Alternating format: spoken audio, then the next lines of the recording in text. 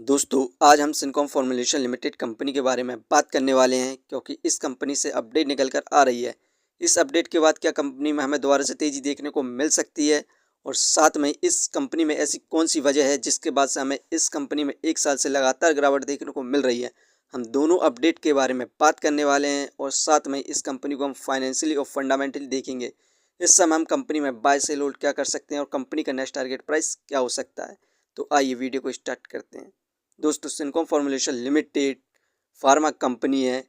ये company pharma and herbal product को manufacturing and marketing करती है डोमेस्टिकली एंड इंटरनेशनली। दोस्तों सिनकॉम फॉर्मुलेशन लिमिटेड कंपनी का शेयर प्राइस अभी 12 रुपये चल रहा है। आज के दिन इस कंपनी में हमें 1.96% की गिरावट देखने को मिल रही है। वहीं पर एक महीने में इस कंपनी में ज़बरदस्त गिरावट देखने को मिली 16.90% की।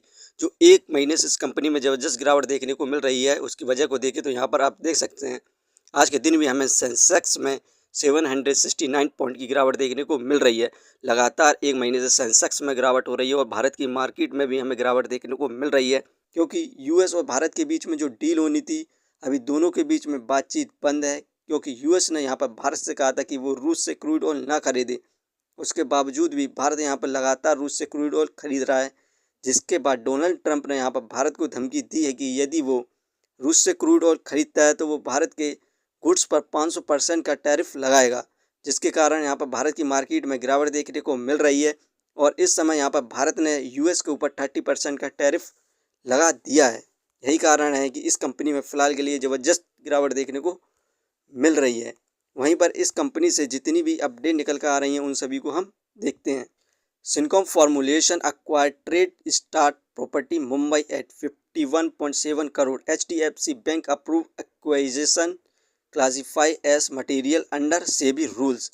यहाँ पर सिनकॉम फॉर्मुलेशन ने मुंबई की यहाँ पर स्ट्रिक स्टडी प्रॉपर्टी को 51.5 करोड़ में यहाँ पर बाय कर लिया है, जिसका यहाँ पर अप्रूवल HDFC बैंक ने दे दिया था। ये यहाँ पर इस कंपनी ने यहाँ पर ट्रेड स्टार प्रॉपर्टी को अंडर सेबी रूल के तहत बाय किया है। यहाँ पर सेकंड मेन गिरावट की वजह को देखें तो यहाँ पर आप देख सकते हैं जुलाई में फॉरेन इंस्टीट्यूशनल इन्वेस्टर इस कंपनी में 0.41% होल्डिंग थी। वहीं पर सितंबर में घटकर मात्र फिल की इस समय 0.10% यहाँ पर होल्डिंग बची है। यहाँ पर इस कंपनी में एक साल के अंदर ज़बरदस्त सेलिंग देखने को मिल रही है फॉरेन इंस्टीट्यूशनल इन्वेस्टर के द्वारा। इसी कारण हमें इस कंपनी में एक साल से गिरावट देखने को मिल रही है। जबकि यहाँ पर इस कंपनी का जो Q2 रिजल्ट आया था उसमें शानदार परफॉर्मेंस देखने को मिली थी। नेट सेल 121.72 करोड़ हुई थी।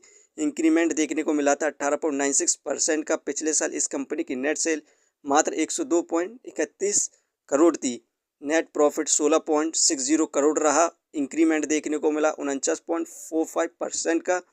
पिछले साल मात्र नेट प्रॉफिट 11.11 करोड़ था। यहाँ पर शानदार इस कंपनी का Q2 रिजल्ट रहा था। अब कंपनी का कुछ ही दिनों में Q3 रिजल्ट आने वाला है, उसमें इस कंपनी को प्रॉफिट इंक्रीज़ होता है तो हमें दोबारा तेज़ी देखने को मिलने की संभावना है। वहीं पर इस कंपनी को हम फाइनेंशियली क्वार्टरली बेसिस पर देखें तो सितंबर में 11 करोड़ का प्रॉफिट गेन किया, दिसंबर में इंक्रीज़ हुआ 13 करोड़ हुआ, मार्च में इंक्रीज़ हुआ 18 करोड़ हुआ, जून में कम हुआ था 16 करोड़ रहा, लेकिन सितंबर में इंक्रीज़ हुआ 17 करोड़ हुआ। यहाँ पर कुछ दिनों में Q3 रिजल्ट आने वाला है, उसमें कंपनी को यदि प्रॉफिट इंक्रीज़ होता है तो हमें इस कंपनी में यहाँ पर डिविडेंड अनाउंस किया जा सकता है, तो आप इस कंपनी में इस समय होल्ड कर रख सकते हैं। वहीं पर इस कंपनी की हम डिविडेंड हिस्ट्री को देखें तो 2014 में 0.02 पैसे का यहाँ पर डिविडेंड इस कंपनी ने अनाउंस किया था, जिसकी एक्स डेट 18 सितंबर थी। 2015 में 2 पैसे का डिविडेंड, एक्स डेट 16 सितंबर। 2016 में 2 पैसे का डिविडेंड, एक्स डेट 22 सितंबर। 2017 में 2 पैसे का डिविडेंड, इस कंपनी की एक्स डेट 21 सितंबर थी। इसके बाद डायरेक्ट इस कंपनी ने 2022 में यहाँ पर 3 पैसे का डिविडेंड अनाउंस किया था, जिसकी एक्स डेट 9 सितंबर थी। अब इस कंपनी के कुछ दिनों में यहाँ पर नेक्स्ट क्वार्टर का रिजल्ट आने वाला है, उसमें यदि कंपनी के द्वारा यहाँ पर डिविडेंड अनाउंस किया जाता है तो इस कंपनी में हमें मल्टीपल रिटर्न्स मिलने की संभावना है। वहीं पर इस कंपनी को हम फंडामेंटली देखें तो मार्केट कैपिटलाइजेशन 1307 करोड़, जो कि बहुत बढ़िया है इसके प्राइस के हिसाब से। डेप्थ ऑफ इक्विटी 0, ये एक डेप्थ फ्री कंपनी है। रिटर्न ऑफ इक्विटी 16.66%, ये हमें पर ईयर 17% के रिटर्न्स दे रही है, जो कि काफ़ी अच्छे रिटर्न्स हैं। अर्निंग पर शेयर 0.67, ठीक है। डिविडेंड दी नहीं रही है। बुक वैल्यू 4.03, ये शेयर इस समय बुक वैल्यू से हाई प्राइस पर मिल रहा है और यहाँ पर इस कंपनी का शेयर प्राइस यहाँ पर ओवर वैल्यू चल रहा था, जिसके बाद भी हमें इस कंपनी में गिरावट देखने को मिली। Face value 1। दोस्तों ये कंपनी फाइनेंशियली और फंडामेंटली बेस्ट है।